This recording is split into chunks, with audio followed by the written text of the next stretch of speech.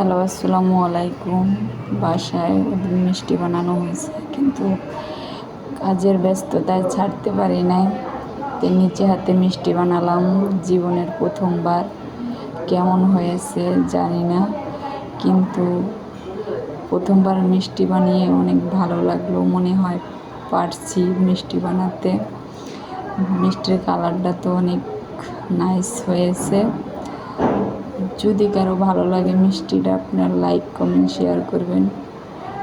যদি একটু আরও বেশি কারো ভালো লাগে থাকে, তাহলে আপনারা ভিডিওটা সবার কাছে সবাই পৌঁছাই দিবেন।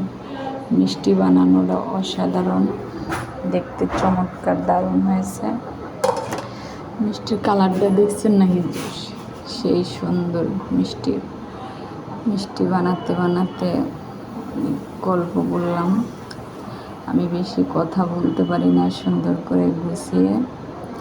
যে কথা বলতে পারে তার সুন্দর অনেক কথার লোকটা আসে।